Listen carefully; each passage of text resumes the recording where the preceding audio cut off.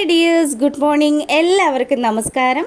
മൗനരാഗം സീരിയലിൻ്റെ ഇന്നത്തെ വിശേഷത്തിലേക്ക് എല്ലാവർക്കും സ്വാഗതം കേട്ടോ. അങ്ങനെ ദാ ജയിലിലെത്തി നമ്മുടെ ഗംഗാപ്രസാദിനെ കാണുന്ന കാർത്തികയും ലക്ഷ്മിയമ്മയും ഒക്കെ കാണിച്ചുകൊണ്ടാണ് ഇന്നത്തെ വിശേഷം തുടങ്ങുന്നത് തന്നെ. അപ്പം ലക്ഷ്മിയമ്മ പറഞ്ഞു, അതെ, എൻ്റെ മോള് അവളുടെ പേരിലുള്ള സ്വത്തുക്കൾ അവൾക്ക് ഇഷ്ടമുള്ളവർക്ക് ദാനം ചെയ്യും, അതിന് നിനക്കെന്താ പ്രശ്നം? ഇത് കേട്ടത് പാടെ നമ്മുടെ ഗംഗാപ്രസാദാണെങ്കിലോ, ദേ ഈ സ്വത്ത് മുഴുവനും എൻ്റെ അച്ഛൻ കഷ്ടപ്പെട്ടുണ്ടാക്കിയതാ. എടാ, നിൻ്റെ അച്ഛൻ തന്നെയല്ലേ ഇതൊക്കെ എൻ്റെ മോളുടെ പേരിൽ എഴുതി കൊടുത്തത്? നീ നല്ലൊരുത്തനായിരുന്നെങ്കിൽ നിനക്കും ഇതിൽ നിന്നൊരു പങ്ക് കിട്ടിയേനല്ലോ. നീ അങ്ങനെയുള്ള ഒരുത്തനല്ല. ഇനിയിപ്പോൾ ജയിലിലെങ്ങാനും കിടന്ന് നിൻ്റെ സ്വഭാവത്തിൽ എന്തെങ്കിലും ഒരു മാറ്റം സംഭവിച്ചു കഴിഞ്ഞാൽ നമുക്ക് ആലോചിക്കാടാ, നിനക്ക് എന്തെങ്കിലുമൊക്കെ തരണമെന്ന്. ആ സമയത്ത് നക്കാപ്പിച്ചയായിട്ട് എന്തെങ്കിലും നിനക്ക് തരും. അമ്മേ, ഞാനതല്ല ആലോചിക്കുന്നത്. ഞാൻ ആലോചിക്കുന്നതേ, അച്ഛൻ കഷ്ടപ്പെട്ട് സമ്പാദിച്ച ഈ സ്വത്തുക്കളിൽ നല്ലൊരു ഭാഗം കിരണിനും കല്യാണിക്കും കൊടുക്കണം. എന്തായാലും എനിക്ക് വലിയ ആയുസ്സൊന്നുമില്ല. അത് ശരിയാ മോളെ. പിന്നീടുള്ള കാലം നമ്മളെ കിരണും കല്യാണിയും നോക്കുമെന്ന് എനിക്ക് നല്ല വിശ്വാസമുണ്ട്. അതുകൊണ്ട് തന്നെ ഇവൻ ജയിലിൽ കിടക്കട്ടെ, ഒരു രൂപ പോലും ഇവന് കിട്ടരുത്. അത് തന്നെയാണ് വേണ്ടതെന്നും ലക്ഷ്മി അമ്മ അങ്ങനെ പറഞ്ഞു നിൽക്കുമ്പം ഗംഗാപ്രസാദ് ആണെങ്കിലോ, എടി, നിൻ്റെ അഹങ്കാരത്തിന് ഞാൻ അന്ത്യം കുറിക്കുന്നുണ്ട്. നീയൊക്കെ അങ്ങനെയുള്ള ഒരു കാര്യം ചെയ്യുകയാണെങ്കിൽ ഉറപ്പായിട്ടും നിൻ്റെയൊക്കെ മുന്നിൽ ഒരു ചാവേറായിട്ട് വന്ന് ഞാൻ എല്ലാത്തിനെയും അവസാനിപ്പിക്കുമെന്ന് അവൻ അവിടെ വെച്ച് അങ്ങനെ പറയുന്ന സമയത്ത് കാർത്തിക പറഞ്ഞു, ഇപ്പം നീ എന്തായാലും ജയിലിലല്ലേ കിടക്കുന്നത്? ഇവിടുത്തെ ഏമാമാരുടെ അടുത്ത് കുറച്ച് പൈസ ഇറക്കിയിട്ടാണെങ്കിലും നിന്നെ ഒതുക്കാനുള്ള കാര്യങ്ങൾ ഞാൻ ചെയ്തോളാം. കിരണും കല്യാണിയും അതുപോലെ അവരുടെ അച്ഛൻ സേനനും ഒന്നും നിസ്സാരക്കാരനല്ല. ഞങ്ങളോടൊപ്പം നിൽക്കുന്ന ആൾക്കാർ തന്നെ അവരും. അതുകൊണ്ട് മോനെ, ഈ ജയിലിൽ തന്നെ നിൻ്റെ അവസാനം ഉണ്ടാകാനുള്ള സാധ്യതയും ഞാൻ കാണുന്നുണ്ട്. അവരോട് ഞാനൊന്ന് സംസാരിച്ച് നോക്കട്ടെ. നിന്നെ കൊടയാനുള്ള കാര്യങ്ങൾ ഞാൻ ചെയ്യാടാന്ന് അവൻ്റെ മുഖത്ത് നോക്കി നമ്മുടെ കാർത്തിക പറഞ്ഞതും ഒരുപാട് പകയോടുകൂടി കാർത്തികയെ തുറച്ചു നോക്കുകയാണ് ഗംഗാപ്രസാദ്. കാർത്തികയും ലക്ഷ്മിയമ്മയും കൂടി ഗംഗാപ്രസാദിനുള്ള താക്കീത് നൽകിയതിന് ശേഷം അവരവിടെ നിന്ന് പോവുക. അപ്പോഴും നമ്മുടെ ഗംഗയാണെങ്കിൽ മനസ്സിൽ ഒരുപാട് പകയോടുകൂടി കാർത്തികയെ തുറച്ചു നോക്കുന്നത് കാണിക്കുക. പിന്നീട് ആ ഒരു സീനിന് ശേഷമാണെങ്കിലോ നമ്മുടെ വിക്രമനും അവൻ്റെ ഫ്രണ്ട്സും ഒക്കെ കൂടി ദാ ഒരു മതിൽ ചാടിക്കടന്ന് ഒരു വീട്ടിലേക്ക് കയറുന്നത് കാണിക്കുക. പിന്നാമ്പുറത്തുള്ള ആ ഒരു കുറ്റിയൊക്കെ എടുത്തിട്ട് അവന്മാർ അതിനകത്ത് കയറി അവിടെ മൊത്തം തിരഞ്ഞു നടക്കുക, എവിടെയാണ് രാജപ്പൻ കിടന്നുറങ്ങുന്നതെന്ന്. അപ്പം ദാ നമ്മുടെ രാജപ്പൻ കൂർക്കമൊക്കെ വലിച്ച് നല്ല സുന്ദരനായിട്ട് കിടന്ന് ഉറങ്ങിക്കൊണ്ടിരിക്കുക.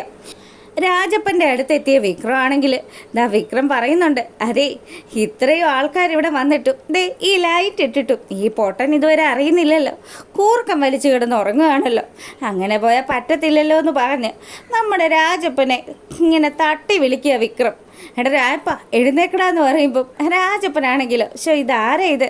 അങ്ങനെ കണ്ണൊക്കെ തിരുമ്മി നമ്മുടെ രാജപ്പൻ എഴുന്നേൽക്കുമ്പം കാണുന്ന കാഴ്ച വിക്രത്തിനെയാണ്. എടാ, നീ എന്താടാ ഈ സമയത്ത്, അത് ഈ രാത്രിയിൽ എൻ്റെ വീട്ടിൽ? എടോ, ഞാൻ എന്തിനാ വന്നതെന്ന് തനിക്കറിയില്ലേ? ദേ ഈ അലമാരയുടെ അകത്ത് ഇയാൾ പലരെയും പറ്റിച്ച് സമ്പാദിച്ച പല സാധനങ്ങളും കാണും. അത് മുഴുവനും ഇന്ന് എൻ്റെ പേരിലാവും. വിക്രം പറയുന്ന കാര്യങ്ങളൊക്കെ കേട്ട് കഴിഞ്ഞപ്പം രാജപ്പന് ടെൻഷനാവാൻ തുടങ്ങി. എടാ പൊന്നുമോനെ, നീ പലിശയൊന്നും തരണ്ട.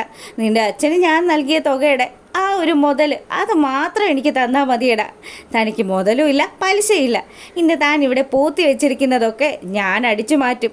അങ്ങനെ കൂട്ടത്തിൽ ഒരുത്തൻ രാജപ്പൻ്റെ അലമാര തുറക്കുക. അതിനകത്ത് നിന്ന് കിട്ടിയ സ്വർണവും പണവും ഒക്കെ രാജപ്പനെ കാണിച്ചിട്ട് പറഞ്ഞു, ഇത് ഞങ്ങളങ്ങ് എടുക്കുക. പക്ഷേ ഇതെടുക്കുമ്പം വേറൊരു കാര്യം ഇയാൾക്ക് തരണമല്ലോ. രാജപ്പൻ കരഞ്ഞ് കാല് പിടിക്കുന്നുണ്ടെങ്കിലും വിക്രം അതിനൊന്നും വഴങ്ങുന്നേയില്ല. അങ്ങനെ വിക്രം തൻ്റെ കയ്യിൽ കരുതിയിരുന്ന ഒരു ഇരുമ്പോടി എടുത്ത് നമ്മുടെ രാജപ്പൻ്റെ തലക്കിട്ടും രാജപ്പൻ്റെ കാലിനിട്ടും ഒക്കെ അടിക്കുക. തലക്കടി കൊണ്ട് രാജപ്പനാണെങ്കിലോ വേദന കൊണ്ട് പൊളഞ്ഞതും ആ ബെഡിലേക്ക് വീഴുക.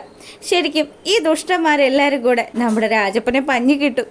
അങ്ങനെ അവന്മാർ കിട്ടിയ സ്വർണവും പണവും ഒക്കെ ആയിട്ട് അവിടുന്ന് രക്ഷപ്പെടുക. പാവൻ രാജപ്പൻ അടിയും കൊണ്ട് അവശനായിട്ട് അവിടെ അങ്ങനെ കിടക്കുമ്പോൾ നമ്മളെ കാണിക്കുന്നത് നമ്മുടെ സരയുനെയും മനോഹറിനെയുമാണ്. അപ്പോൾ സരയു ആണെങ്കിൽ നല്ല ദേഷ്യത്തിൽ മനുവിനെ ഇരുത്തിപ്പൊരിക്കുക. മനോഹർ ചോദിക്കുന്നുണ്ട്, എന്ത് പറ്റി സരയു, നിനക്ക് രാവിലെ മുതൽ തുടങ്ങിയതാണല്ലോ. ഓ എൻ്റെ മനുവേട്ടൻ എന്തൊക്കെ എന്നോട് പറഞ്ഞത്. കിരണിനെയും കല്യാണിയും കൊല്ലാനായിട്ട് ഒരുത്തൻ ആ വീട്ടിൽ കയറിയിട്ടുണ്ടെന്നും നമ്മൾ തിരികെ വീട്ടിലെത്തുന്ന സമയത്ത് ആ സന്തോഷ വാർത്ത കേൾക്കാമെന്നല്ലേ. എന്നിട്ട് എന്ത് തേങ്ങ നടന്നു. മനുവേട്ടൻ എല്ലാം ഇങ്ങനെ പറയും, പക്ഷെ ഒന്നും തന്നെ നടക്കുകയില്ല. എന്തിനാ മനുവേട്ട ഇങ്ങനെ ആൾക്കാരെ പറഞ്ഞു പറ്റിക്കുന്നതെന്ന് സരയു ചോദിക്കുക. അപ്പം തന്നെ മനുവിന് കാര്യങ്ങൾ പിടികിട്ടി. സരയുനിപ്പോൾ തന്നെ സംശയമായി തുടങ്ങിയിരിക്കുക. എന്തായാലും ഇവളുടെ അടുത്ത് നിന്ന് രക്ഷപ്പെടണമെങ്കിൽ ഉറപ്പായിട്ടും ഇവളെ സ്നേഹിക്കുന്നതായിട്ട് അഭിനയിക്കണമെന്ന് അവന് നന്നായിട്ടറിയാം. എൻ്റെ മോളു, നീ എന്തിനാ ഇങ്ങനെ പ്രശ്നം ഉണ്ടാക്കുന്നത്? അതെ മനുവേട്ടൻ ഒരാഴ്ചത്തേക്ക് എന്തോ ബിസിനസ് ടൂറാണെന്ന് പറഞ്ഞു പോയല്ലോ. അതിനുശേഷം നമ്മൾ അമേരിക്കയിലേക്ക് പോകുന്ന കാര്യത്തെക്കുറിച്ചും മനുവേട്ടൻ സംസാരിച്ചു. എന്നിട്ടും മനുവേട്ടൻ മടങ്ങി എത്തിയിട്ട് ആ കാര്യങ്ങളെക്കുറിച്ച് പിന്നീടൊന്നും മിണ്ടുന്നില്ലല്ലോ. ഇപ്പം പറയുന്നതല്ല പിന്നെ പറയുന്നത്. ദേ സരയു, ഒരു കാര്യം ഞാൻ പറഞ്ഞേക്കാം. നീ ഏത് നേരവും ഇങ്ങനെ എന്നെ ഭീഷണിപ്പെടുത്താനും എന്നെ ചോദ്യം ചെയ്യാനുമാണ് ശ്രമിക്കുന്നതെങ്കിൽ പിന്നെ ഞാൻ ഇങ്ങോട്ട് വരില്ല കേട്ടോ. അതൊന്ന് പറഞ്ഞു കഴിയുമ്പം നമ്മുടെ സരയു ഒന്ന് ഒതുങ്ങുന്നുമുണ്ട്. അപ്പം മനു ഒന്നുകൂടെ പറഞ്ഞു, ദേ ഞാൻ നിന്നോടും നമ്മുടെ കുഞ്ഞിനോടും ഉള്ള സ്നേഹം കൊണ്ടാണ് ഈ വീട്ടിൽ ഇങ്ങനെയൊക്കെ നിൽക്കുന്നത്. അതൊക്കെ ശരി തന്നെയാണ്. പക്ഷേ 24 മണിക്കൂറും ഇവിടുത്തെ അച്ഛനും അമ്മയും ഒക്കെ മനുവേട്ടനെ കുറ്റം പറയുന്നുണ്ടല്ലോ. എന്നിട്ടും മനുവേട്ടൻ എന്തുകൊണ്ടാണ് അവർ പറയുന്ന കാര്യങ്ങളൊന്നും കേൾക്കാത്തത്? ഞാനും പലപ്പോഴും മനുവേട്ടനെ സപ്പോർട്ട് ചെയ്താൽ സംസാരിച്ചത്. ഇനി എനിക്കൊരിക്കലും മനുവേട്ടനെ സപ്പോർട്ട് ചെയ്ത് സംസാരിക്കാൻ സാധിക്കില്ലെന്ന് തീർത്തും നമ്മുടെ സരയു പറയുമ്പം, നീ എന്തെങ്കിലുമൊക്കെ ചെയ്, എനിക്കിനി ഇതൊന്നും സംസാരിക്കാൻ നേരെയില്ല. മനുഷ്യന് മനസ്സമാധാനം വേണമെന്ന് പറഞ്ഞ് മനോഹർ കയറി കിടക്കാൻ തുടങ്ങി. അപ്പം ഇതൊക്കെ കേട്ടുകൊണ്ട് നമ്മുടെ ശാരി അവരുടെ വീട്ടിൽ അങ്ങനെ നിൽക്കുക. ശാരിയാണെങ്കിൽ ഇനിയിപ്പോൾ എന്ത് കഷ്ടമാണ്, ഇവരുടെ ജീവിതം മൊത്തത്തിൽ പ്രതിസന്ധിയിലായിക്കൊണ്ടിരിക്കുകയാണല്ലോ. ഇനിയിപ്പോൾ എന്തായാലും രാഹുലിനെ കണ്ട കാര്യങ്ങളൊക്കെ പറയാമെന്ന് നമ്മുടെ ശാരി മനസ്സിലാലോചിക്കുക. അങ്ങനെ ശാരി നമ്മുടെ രാഹുലിൻ്റെ റൂമിലെത്തിയതും, അതെ ഒരു കാര്യമുണ്ട്. എന്താ ശാരി, എന്താ പ്രശ്നം? ദേ മോള് ഇപ്പം നിങ്ങളുടെ മരുമോനെ സംശയിച്ചു തുടങ്ങിയിരിക്കുക. അത് ഞാൻ കുറച്ച് ദിവസമായി ആലോചിക്കുന്നുണ്ട്. അവന് എപ്പോൾ വേണേലും പിടി വീഴാം. നമ്മുടെ മോള് നമ്മളുടെ മുന്നിലും ചോദ്യം ചെയ്യാനായിട്ട് വരാനുള്ള സാധ്യതകളൊക്കെ ഉണ്ട്. അതുകൊണ്ട് ശാരി ഒന്ന് കരുതിയിരുന്നു. എന്നാലും എന്തൊരു കഷ്ടമായത്. പാവം പിടിച്ച പെണ്ണ്. ഇനി ഇവനൊരു ഫ്രോഡാണെന്നെങ്ങാനും അറിഞ്ഞു കഴിഞ്ഞാൽ എന്താ സംഭവിക്കാൻ പോകുന്നത്? നമുക്ക് എന്ത് പ്രതീക്ഷയായിരുന്നു. നമ്മളുടെ മോളുടെ ജീവിതത്തിലേക്ക് മനോഹർ വന്ന സമയത്ത് ആ മനോഹറിനെയും കിരണിനെയും ഒക്കെ കമ്പയർ ചെയ്ത് നമ്മൾ എന്തൊക്കെ പറഞ്ഞിട്ടുണ്ട്. ഇപ്പോഴും പല സമയത്തും അവൾ ആ കിരണിൻ്റെ മുന്നിൽ ഈ മനോഹറിനെ നിർത്തിയ വലിയ പുള്ള ചമയുന്നത്. എന്തായാലും ഇനിയിപ്പോൾ അതൊന്നും പറഞ്ഞിട്ട് കാര്യമില്ലല്ലോ ശാരി. വന്നതിൻ്റെ ബാക്കി പിടിക്കുക, അത്ര തന്നെ. അവനൊരു കള്ളനാണ് എന്നുള്ള കാര്യം അറിഞ്ഞ ഉറപ്പായിട്ടും നമ്മുടെ മോള് എന്തെങ്കിലും ഒരു സാഹസം കാണിക്കും. ഒന്നെങ്കിൽ ആ കുഞ്ഞിനെന്തെങ്കിലും കൊടുക്കും, അല്ലെങ്കിൽ അവൾ മരിക്കും. ഇതിലേതെങ്കിലും ഒന്ന് സംഭവിക്കും. ഉറപ്പാ. എനിക്ക് പേടിയാവുന്നുണ്ടെന്നൊക്കെ ശാരി പറയുമ്പോൾ നീ വിഷമിക്കൊന്നും വേണ്ട. ഇനി എന്തായാലും അവൾ നമ്മളുടെ അടുത്തും വരും. ആ മനോഹറിനെ കുറിച്ച് കൂടുതലായിട്ട് അറിയാൻ വേണ്ടി അവൾ ഉറപ്പായിട്ടും അടുത്ത മിനിറ്റുകൾക്കുള്ളിൽ തന്നെ നമ്മുടെ അടുത്ത് വരുമെന്ന് ബകാസുരൻ പറയുക. ശാരിയാണെങ്കിൽ നല്ല ടെൻഷനിലും എന്തുകൊണ്ടും അവൾക്ക് യോജിച്ച പയ്യൻ കിരൺ തന്നെയായിരുന്നു. പറഞ്ഞിട്ട് കാര്യമില്ലല്ലോ.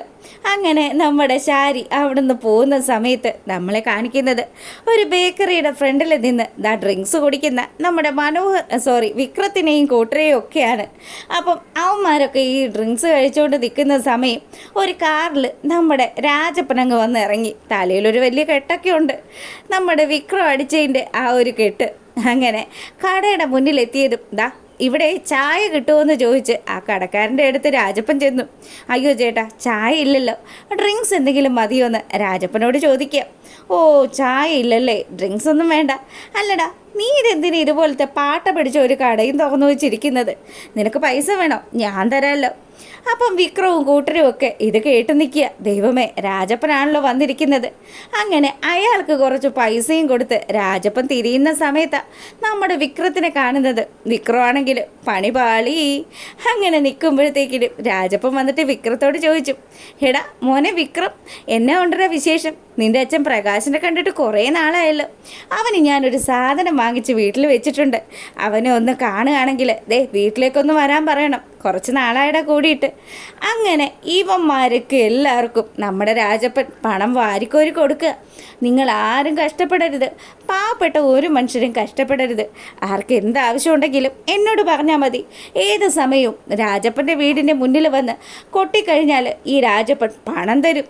അതും പലിശയ്ക്കൊന്നും അല്ല കേട്ടോ. അപ്പോൾ ഈ ആൾക്ക് വട്ട എന്നുള്ള കാര്യം നമ്മുടെ വിക്രത്തിന് മനസ്സിലായി. അങ്ങനെ നമ്മുടെ രാജപ്പൻ അവിടുന്ന് പോവാൻ തുടങ്ങിയതും വിക്രത്തിൻ്റെ അടുത്ത് വന്നിട്ട് ചോദിച്ചു, എടാ എൻ്റെ പെണ്ണിന് സുഖമാണോ? പെണ്ണോ? ഏത് പെണ്ണ്?